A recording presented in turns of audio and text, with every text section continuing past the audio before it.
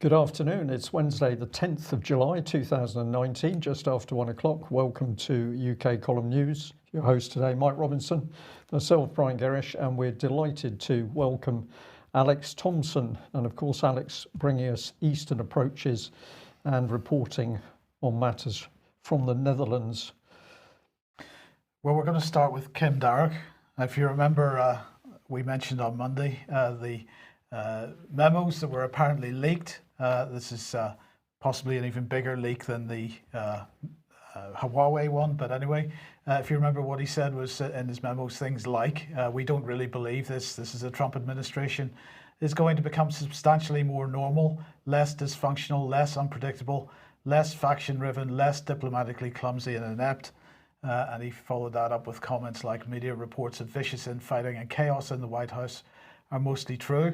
Well, the chaos has built as these revelations hit the press. Well, today he has decided that he's going to resign. So he's resigned as UK ambassador to the United States.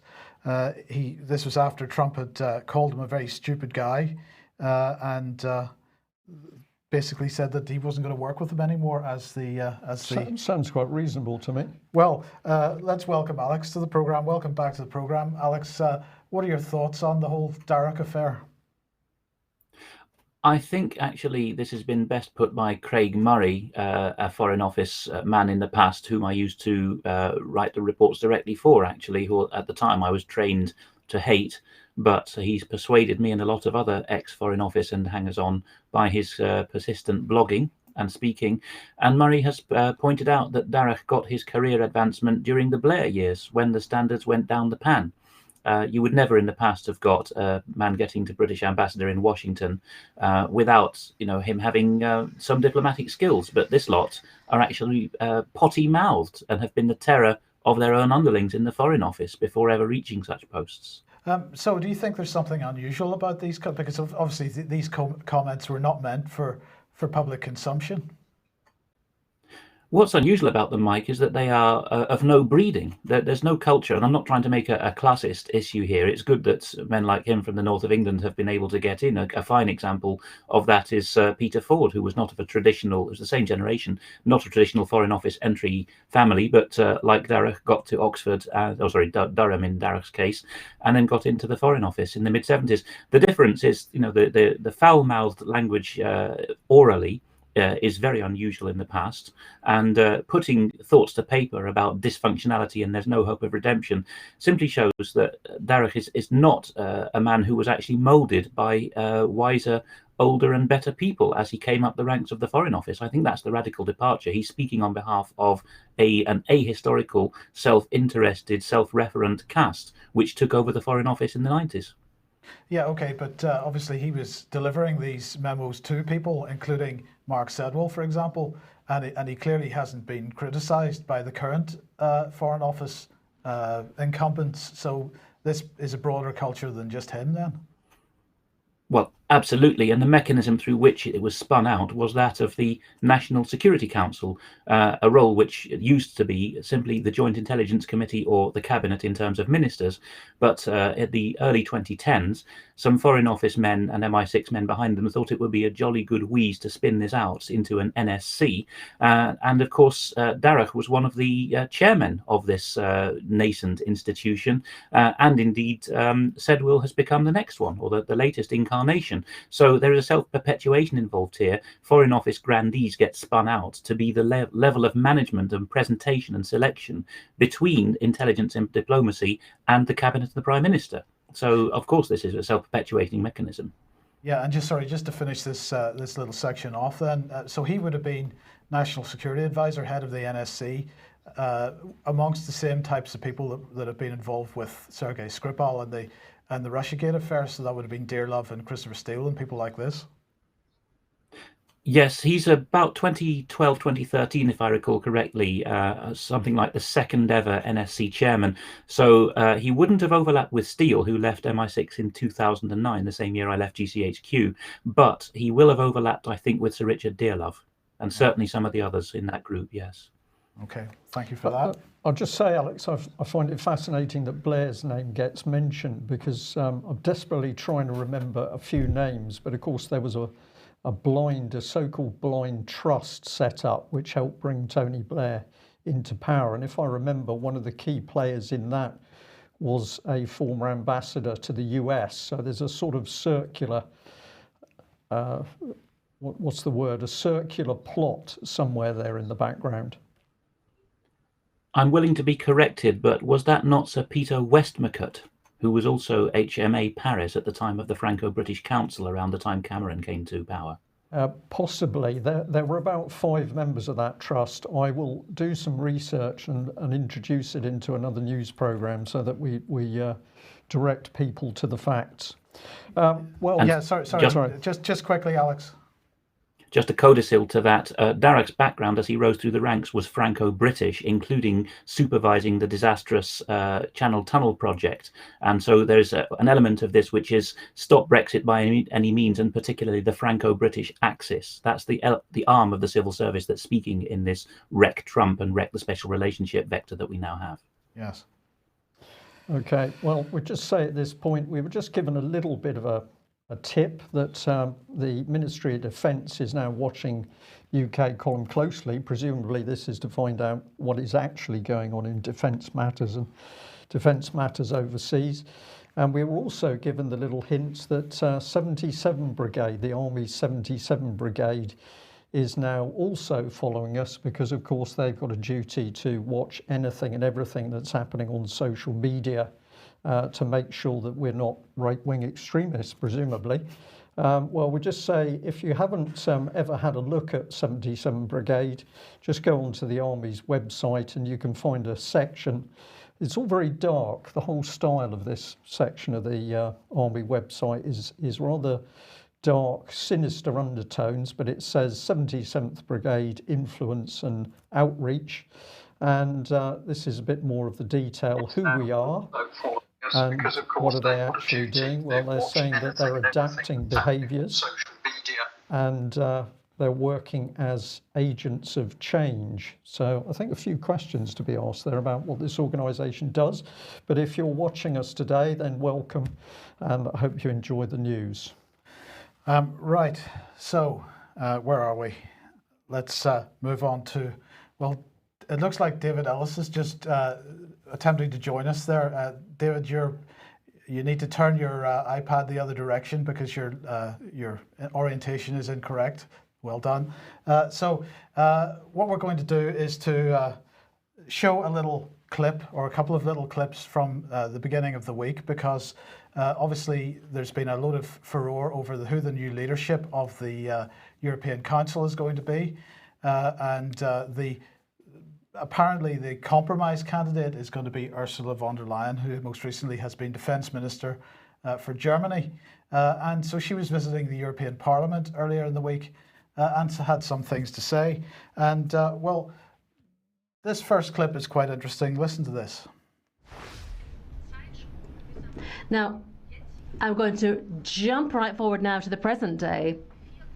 And I'd like to talk about 4 different components which we introduced back then, which I believe are the important structural elements for setting up a European defence union.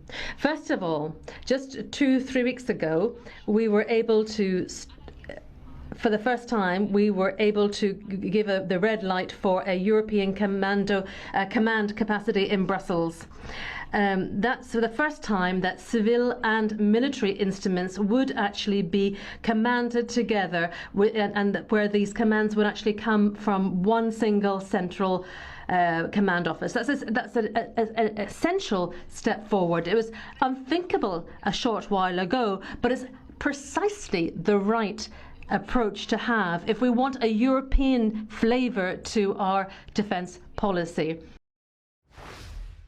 So I have to say, for me, Brian, this was a pretty jaw-dropping statement, because for the last 2 years, David Ellis and the UK column have been trying to make the point about your EU Defence Union, what it means, what it represents, and one of the key aspects of this has been, as David likes to call it, single point command and control.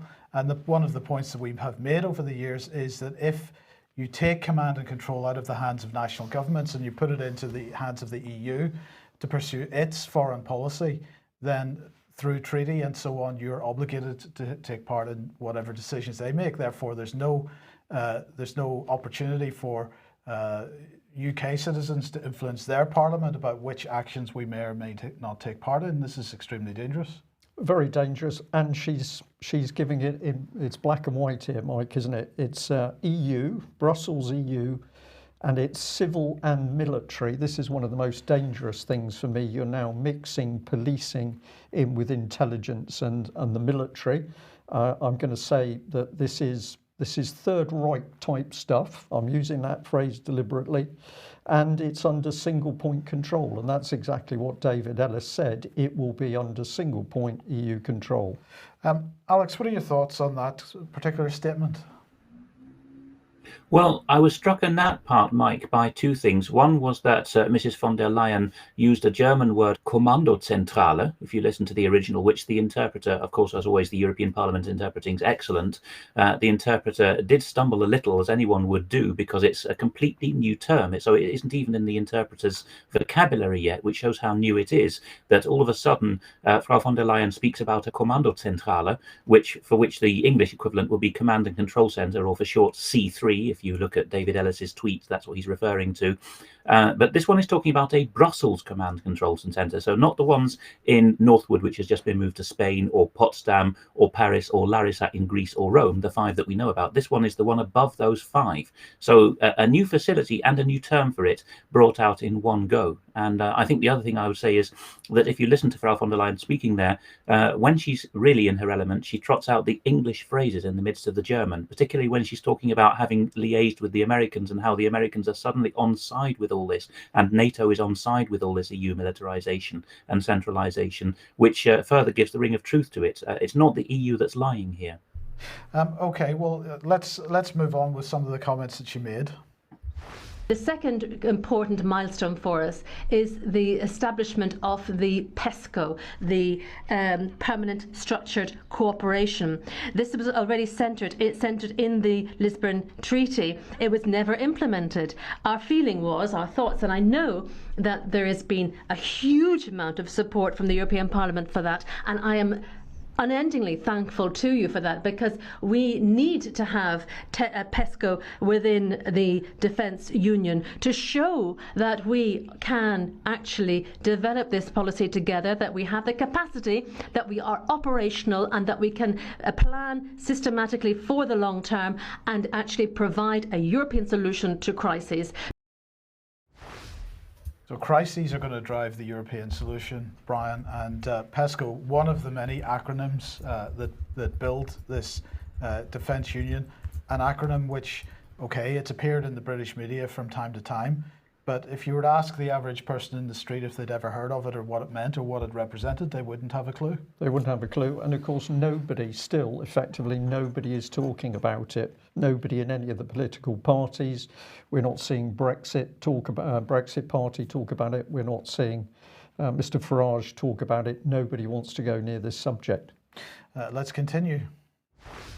And another thing, alongside the commando controls and the PESCO group, something else which is very important to me. I was very pleased to hear from the Commission in the last couple of weeks when they talked about a European Defence Fund. And just in the last couple of weeks, Juncker gave us a little bit more detail about how the Commission foresees all of this. And I can only say I very much welcome this. We need a European Defence Fund. And I can no doubt tell you that at present, we are working with the finance ministers of the EU to see what type of, how such a fund would work. Because, of course, the financial mechanisms, that's why we need the financial ministers with us. We need to have the financial mechanisms. And indeed, we have our own national budgets, that's one thing. But above and beyond that, we also need to have some type of a European development fund, which we can all put into, which will cover the projects which are of interest to our countries and which are financed through this fund. So of course the finance ministers must talk about the projects. Eurodrone is one of these projects. The next generation of tanks, for example, is another. Also fighter jets, all of these, nothing's been planned yet, but these are all things that we need to be thinking about over the long term. We shouldn't be doing this at a national level, however. We should immediately be thinking on a European level, because if we do this, it means that the interoperability is a given. It makes it easier for us to cooperate. Of course, if we're working on common projects, then from the very first day on, we know how to deploy this equipment, and we will have a European Defence Union, which is not simply which exists not simply in name. So, Alex, a couple of key points there. First of all, as David Ellis has tried to present, there's a financial component to this at an EU level. That's going to require a treasury, but initially at least a European Defence Fund. But also she's talking about the interoperability aspect of this, which of course includes procurement and so on. So again, in the next little section, she is basically ticking off all the boxes that we've been talking about for several years. Yes, and again, this was trailed. Mrs. von der Leyen says we throughout this speech, and at one point she says we at the EU, or we, she doesn't even say that, we decided in 2016 because of the Trump and Brexit votes to repatriate European defence and security and have the continent self-secured. And in saying that, she is speaking, as she still is with that nameplate in front of her in 2019, because she hasn't been confirmed yet, she's still speaking as German Federal Minister of Defence, which she was from 2013 onwards. So this we was not the EU formally. This we was a bunch of largely German thinkers, and as someone has put in the chat room, someone would go by the name of Merit, it's a 104-page report that was issued in 2004 that set this all out, called the Venusberg report, or Venusberg if you want to spell it the English way.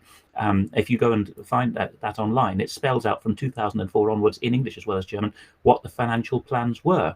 The interoperability is a key thing as well, because earlier in the speech, Mrs. von der Leyen has said we started in 2016 with a year of Franco-German trial military union projects, and they were difficult. It was a difficult year, she says. But then afterwards, she says, well, we need to think about next generation's fighter jets, next generation tanks being by design Dutch-German or French-German or EU-wide. So this thinking was not actually within the EU itself. I don't think the EU has been dissembling here. It was a bunch of people at national and think tank level who were thinking this way. Okay, so we've got a final clip here. Let's listen to this one. I think as our fourth as my fourth building block, I would like to highlight what we call CARD, Coordinated Annual Review on Defence. So we would have to look at the planning very closely on a regular basis, working closely with NATO as well, because that's decisive. Because of course we've got 27 member states who are also members of NATO. NATO is very pleased. It very much welcomes the fact that we want to promote a European Defence Union, because a strong European pillar within NATO is something which they view as very, very positive.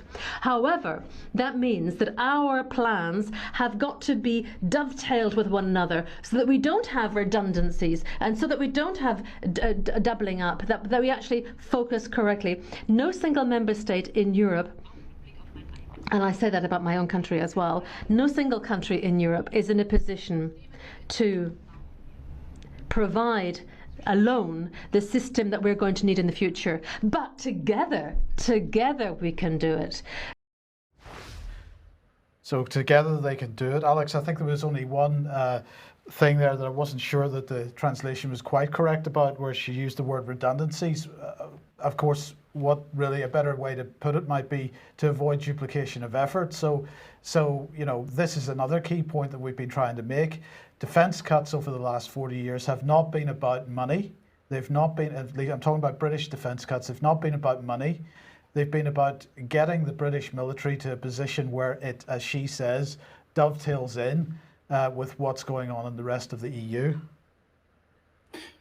Yes, and when you interpret simultaneously, you have to use sometimes infelicitous single words because there's no time for anything more. My memory of having listened to the German, this is the first time I've listened to the English, is I don't think it was the word redundance that was used. It was another German word, and to my memory, it was a difficult one to interpret, which has a spectrum of meaning somewhere between not duplicating and not actually having the same people pay for the same thing. So it's really fuzzy in the original whether Mrs. von der Leyen here is talking about avoiding redundancies or duplications for financial reasons or for ideological reasons. But at the end of the day, the cat is well and truly out of the bag, as the saying goes, because the utter silence on the UK side of the channel, this process has been progressing on the European side of the channel. And it's right out on the open now. So really, there's no reason at this point why this whole issue should not be brought into the Brexit debate. Well, quite. And I think the moment during that hearing of Mrs. von der Leyen by the MPs that crystallised that was when the very experienced Conservative MEP Geoffrey Van Orden raised a question with her and said, should we not be bolstering NATO instead of bolstering EU as a defence and security entity in its own right? And he tacked onto that the question, how do you see the British-European defence and security relationship after Brexit? And Mrs. von der Leyen was again straight out. She said, we would love a close relationship, but it's up to the British to decide. And that is the case. It is still up to Her Majesty's government to decide whether they go with the terms of this white paper on the future defence and security relationship or not. At the moment, sadly, both of the candidates for Prime Minister are making ominous, unconstitutional noises about having a deep and special security and defence relationship, i.e. they wish to embrace it. But Mrs. von der Leyen is not pulling a fast one here. She is saying it's up to you, British. And that's the key point, Brian. This is not a done deal yet. But if it's not part of the national discussion, then well, it will be a done deal because it'll happen behind the scenes. It's incredible. What I see coming up is that we'll have a Brexit declared to the public. We've achieved the state of Brexit, but behind the scenes, everything to do with matters of defence is totally locked into the European system in this way, and therefore Brexit, of course, is an utter lie, but also we've lost control of our country because we've lost control of the armed forces. So this is incredibly deceitful politics by all of the parties in Westminster because they're all involved in the cover-up at the moment. Okay. Let's move on. Well, let's move on. This is the reality of the British Armed Forces at the moment. So, little story from Plymouth Live. Royal Navy cancels HMS Queen Elizabeth event due to leak on board. And this was a visit to the ship by members of the press who were going to be shown around and have a look at facilities. And they received an email. We regret to inform you that today's media facility on board HMS Queen Elizabeth has been cancelled due to a change in the ship's programme. Well, that's what they got first of all, but it was followed by a little bit more. Following a minor issue with an internal system on HMS Queen Elizabeth, the ship's company were required to remove a small volume of water from the ship. Do you like how that was phrased, Mike? Yes. I think really excellent piece of word crafting. HMS Queen Elizabeth has had a minor issue relating to water from an internal system. At no point was there damage or breach to the hull. Well, that's a relief. The issue was isolated as soon as possible and all the water has now been pumped out. The ship, which was due to return to Portsmouth for a planned maintenance period later in the week, is now returning earlier than planned. So what's gone on here? I'll just bring in this. Luckily, there were no aircraft on board. I'm not sure whether that statement's true. This was the image that Plymouth Live used to support their article, and there don't appear to be any aircraft on that deck. Possibly there was some below deck, but what a state of affairs. Obviously, this was something significant, otherwise they wouldn't be going back to port early. A small volume of water, what does that mean? I wonder whether this is a problem with stern glands, so this is the propeller shaft. The ship had this problem before, did it not? There was a problem before, so something going on here. But this is the state of affairs in the Royal Navy at the moment. We cannot get an aircraft carrier built at sea, operational. What did we do? Well, we scrapped all of the operational carriers in order to progress EU Defence Union. and now we're left with what can only be described as a shambles. But of course it all gets worse, because we've been talking for some time about recruiting. Now this is the 16th of May, but an article where it's saying capita is just a disaster. Newly released figures show that on the 1st of April this year, the army was 8.5% short, 6,930 soldiers of its headcount target of 82,000. But it also goes on to say that the Navy and Air Force are also 3.2% down. That's about 1,500 missing service personnel. So utter disaster since we had the privatisation of recruiting. We are now getting the heads up, is the expression, that capita is not going to be renewed in that contract. There's going to be another company or consortium brought forward, and apparently the sum of £2 billion is going to be allocated to recruiting. Is this because there is an emergency on the recruitment side? They're going to need these troops because there's an emergency coming in Europe. That's what I wonder. Sorry, I'll just bring this graph in. It's a very good article on the A Register, so do have a look. But this is showing the decline in recruiting since capita's been involved. So pretty amazing stuff. Yes. Okay, now Alex, let's move over to Georgia. And of course, since 2008, since before that, there's been problems between Georgia and Russia. And of course, there was a so-called war, which Russia intervened with. But it seems that, problems continue to build because this is a Georgian TV anchor being a bit inappropriate on television with respect to Vladimir Putin. I curse your parents, F off, Vlad, you who rule the Russians as slaves. Indeed so, Mike. And if you look at the earring there, you get a sense of what's up. You actually mentioned a moment ago, before we sadly lost David Ellis from the connection, that he was in the wrong orientation. And that seems to be what's happened with Mr. Gabunia. He's decided at this stage in his young career that he's homosexual, and he's gone out with it on an absolute vengeance. So he's bounced off one wall and onto the other, having first sought refuge in the Georgian Orthodox Church, solace, I should say. He's now decided to turn against them. He actually required armed guards prior to this incident on Ruston 2 television, which is the most watched news station on Georgia, and basically cheer-led the revolution for Saakashvili 15 years ago. He already needed armed guards because in the previous outburst he'd cursed the Virgin Mary. You have to remember, like the Ukraine, this is a country where until about a decade ago, adults and young people would go out dressed in dark clothes, ladies in long skirts and so on. And all of a sudden you've got this Euro-style rainbow flag waving contingent out, very much, I think, endangering the rights and tolerance of integrated homosexuals as much as the rest of the population. So Gabunia has caused a huge shock here by cursing. He's been given a 2-month suspension from broadcasting. Some of his journalistic colleagues have pointed out that this is, totally unlike him. But some have said that fame went to his head. President Putin was asked in response in a press call whether he was going to accede to the State Duma now calling for sanctions on Georgian mineral water exports. And he replied with a 5-minute history lecture, which you can find on the Russia Insight channel on YouTube, the most recent of their subtitled excerpts, which I'm sad to say accurately summarizes the genocides and outrages which the Georgians perpetrated on Abkhazia and South Ossetia down the centuries. And this is what this next slide is about, because since the Speaker of the Duma was given a chair or a platform to speak in the Georgian parliament 3 weeks ago, this kind of third wave protest has been going on. People with English banners reminiscent of the white helmets in Syria going straight to English, so it's not really about the situation in the region, it's to get Western attention. People have been coming out with these banners referring to Abkhazia and South Ossetia, whose independence is now recognized by Russia and which have Russian troops in them. And these banners say 20% of my country is occupied by Russia. And that is the context against which President Putin responded. He said, we don't want to rise to the bait of this man.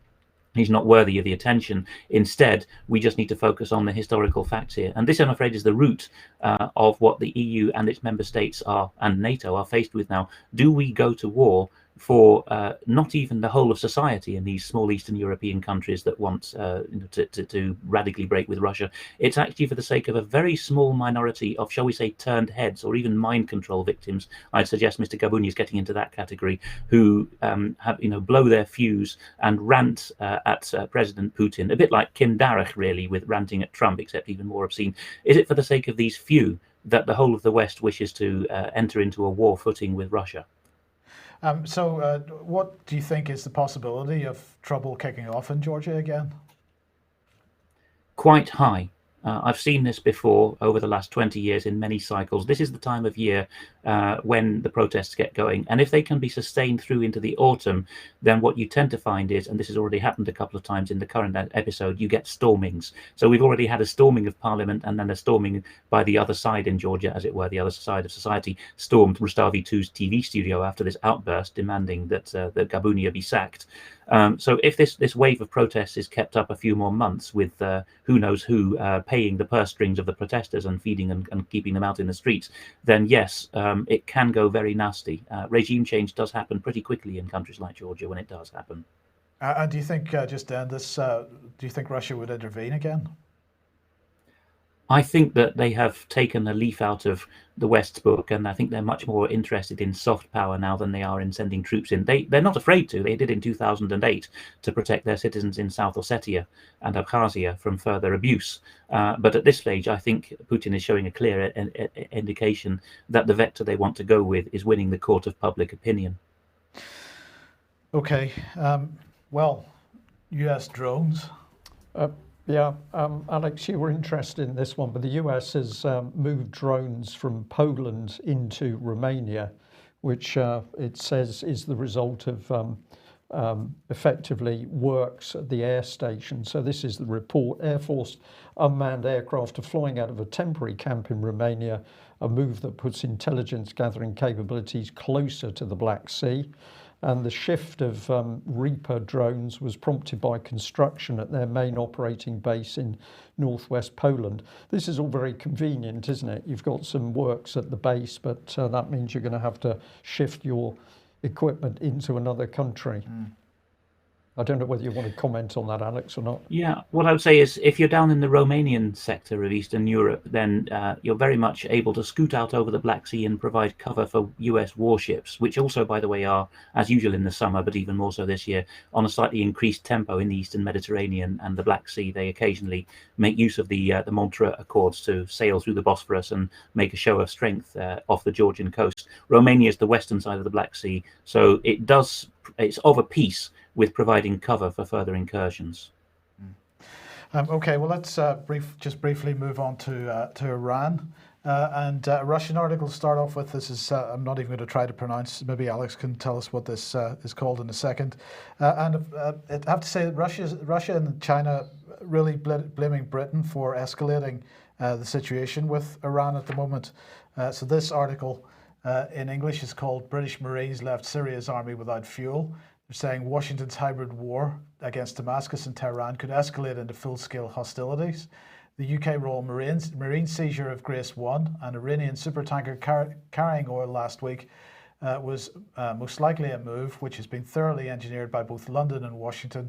It's no coincidence that US National Security Advisor John Bolton was one of the first to react to the tanker's seizure, describing it as excellent news. And they go on to say apparently a turning point has dawned and the US and its close allies have decided to crank up maximum pressure on Iran and Syria. The July 4th incident in the Strait of Gibraltar can be considered as a new stage of hybrid war waged against the Syrian President Bashar Assad and the Iranian leadership. And they're saying any military action in Tehran in response may spiral into real combat actions and even into a massive war in the Middle East. And this is followed up by the Chinese then. With this article, restraint diplomacy, only way to defuse Iran crisis. And they're saying that there could be an unintended conflict if a Pandora's box is opened. By now, it's more than obvious that Washington is doubling down on its maximum pressure on Tehran. The escalation of mutual threats between Tehran and Washington appears inevitable. Was this rash decision that opened Pandora's box. This is the US attitude to the nuclear deal. Our advice, however, is that all parties be very careful. and especially the British, whose Royal Navy just seized an Iranian oil tanker, and of course Tehran, which just threatened to reciprocate. Well, the UK, France, Germany, and the High Representative of the EU have issued a statement on this issue following IAEA verification that Iran has started enriching above JCPOA limits. France, Germany, the UK, and the High Representative have issued a joint statement. The foreign ministers of France, Germany, and the United Kingdom and the High Representative expressed deep concern that Iran is pursuing activities inconsistent with its commitments under the Joint Comprehensive Plan of Action, and so it goes on. But Alex, it seems to me that there's a bit of good cop, bad cop going on here, because obviously Britain took that action against the Iranian tanker last week. The US keeping the pressure on. It seems like Iran can't move no matter what. And the other side of this, Mike, is the Syrian angle.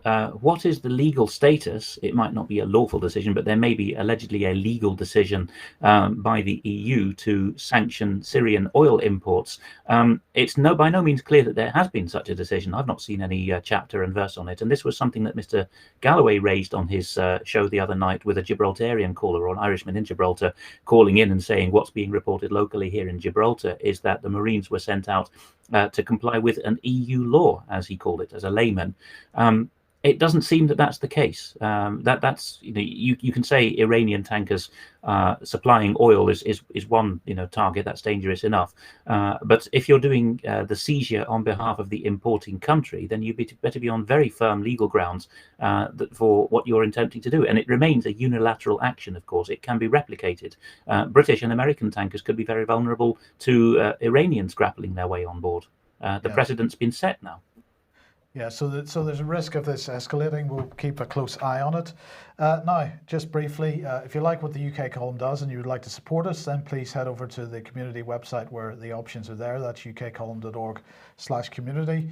A reminder that AV10 DVDs are still available at the UK column shop, and a brief reminder of AV 10.1, which is taking place on the 27th of October at Holiday Inn, Wrights Lane, Kensington. Details and tickets at alternativeview.co.uk, but those are selling quite quickly. Now, on Monday we mentioned the fact that today and tomorrow the Defend Media Freedom Conference is taking place. This is the UK and Canadian governments working together to defend media freedom and improve the safety of journalists who report across the world. Of course, it's not quite all it's about, but we'll come on to that in a second. Now, this conference is being supported by Luminate. Well, who are they? Well, here they are, building stronger societies, a world where people and institutions can work together to build just and fair societies. And perhaps this gives us a clue as to a little bit more about what this conference is actually about. It's not about media freedom. It's about building just and fair societies. I wonder what the definition of that is. I suspect the British Foreign Office could probably tell us. So the question is, who is Luminate? Well, they're part of the Odemeyer Group. And they have this lot as their board. Pierre Odemeyer, who is the founder of eBay, of course. Well, the other name that's of particular interest in that lot is this gentleman here, Stephen King. Now, why is he of interest? Well, he's from the BBC, of course, because why would you push this type of exercise without the BBC there? So he was ex-BBC World Trust. Now, the excuse for holding the event, of course, is this. The number of 2018, they say, was the worst year on record for violence and abuse against journalists. 9 in 10 cases of killed journalists are unresolved. 13% of the world's population enjoys a free press. And at least 99 journalists were killed, a further 348 imprisoned, 60 taken hostage by non-state groups in 2018. So, I mean, these are all disgraceful statistics, and something should be done about it perhaps, but the question is this conference really about dealing with that, or is it about doing something else? Well, you'll be glad to know that the Department for International Development is intending to defend media freedom. So how are they going to do that? Well, Harriet Baldwin was speaking this morning at this conference and said, at a time when journalists are attacked in record numbers and too many independent media organizations are collapsing or threatened by political interests, today's aid package could not be more crucial. So what aid package is she talking about? Well, it's £15 million to be provided by the Department for International Development, which includes £12 million for a consortium led by BBC Media Action to help existing media improve their business models. So, of course, this is on top of the money that was mentioned, that was named by Jeremy Hunt on Monday, which is £15 million, part of a £100 million package to deal with counter disinformation. So this is BBC Media Action. Who are they? I wonder, we'll just remind ourselves who they are, because this is Juliet Harkin, no longer with BBC Media Action, but speaking, saying that we, BBC Media Action, worked in 2004 with individuals within the Syrian ministry who wanted change and get them to be the drivers of that, and tried to get them to be the drivers of that. She said all media development work that has been done in Syria has, in my opinion, been predicated upon the idea that there can be change from within. You have an authoritarian regime and you find who the reformers are within that and you work with them. So what have we got here? We've got money then going to BBC Media Action in order to promote and to push change in societies through the Odemeyer Foundation and so on. So another £3 million will go to the Aswat Hora program, headed up by the Institute for War and Peace Reporting. Well, who would they be? Who could be on that board of that particular organisation? None other than Sir David Bell, former chairman of Common Purpose, and the sort of lead protagonist in the attempt to shut down a free media in this country in 2011 with he was on the Leveson panel. So that's good stuff. I can't think of anybody better to be receiving £3 million there. And then, of course, DFID is also strongly committed to developing a strong and free media as a vital part of achieving the UN Development Goal 16 to support peace, justice, and strong institutions.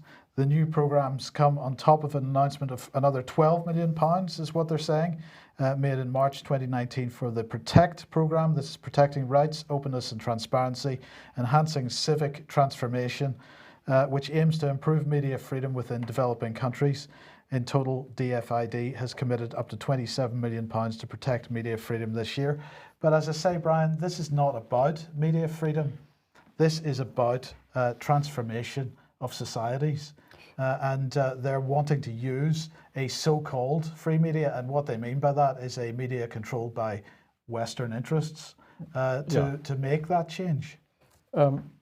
It smells of open society to me, the whole look of it, the whole feeling, the words they're using. I would guess that Mr. George Soros and Open Society is somewhere in the background.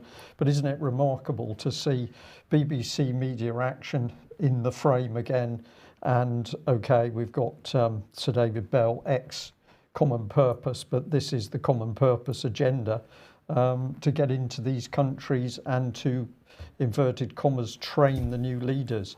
Alex, this is very, very insidious and dangerous stuff, but we have now got the taking over of countries by what's labelled soft power, but if you analyse what the outcome is, it's not soft at all.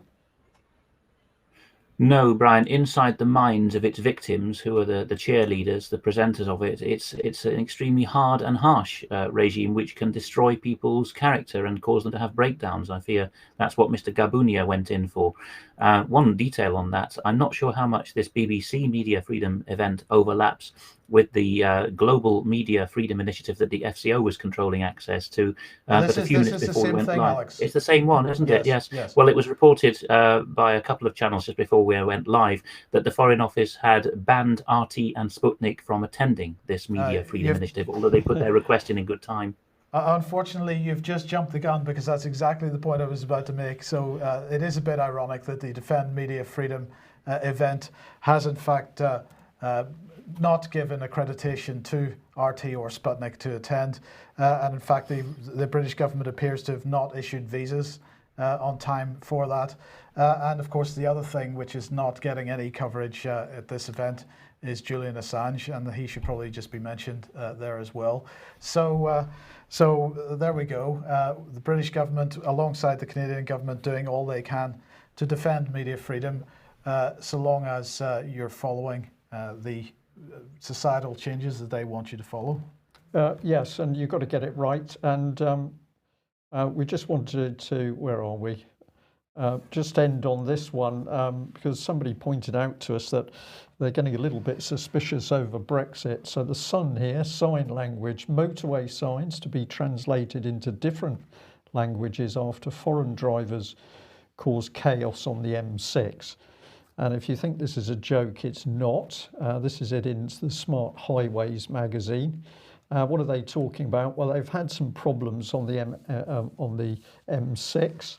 And so they're going to use automatic number plate readers to work out what nationality lorries are. And then what's going to happen, this is up in Cumbria, is the sign will print in an appropriate language instructions. And this is to stop foreign lorry drivers coming off the motorway and into smaller roads. It says the pilot's taking place in Cumbria, where 7 million of improvements is taking place along the M6 north of Carlisle.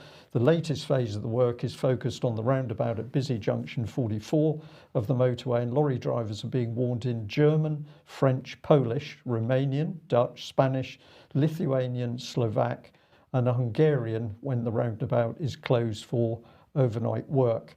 Highways England says they believe this to be the first time in the UK that electronic signs have been used in this way to get information to continental truckers. So there you are. Brexit definitely without the exit, and we can't repair the potholes in the road, but we're going to spend millions on making sure that foreign lorry drivers can actually read road signs. One could argue that if they can't, Mike, they're not safe on the roads. We'll leave that for discussion. Alex, thank you very much for joining us. Pleasure to have you back.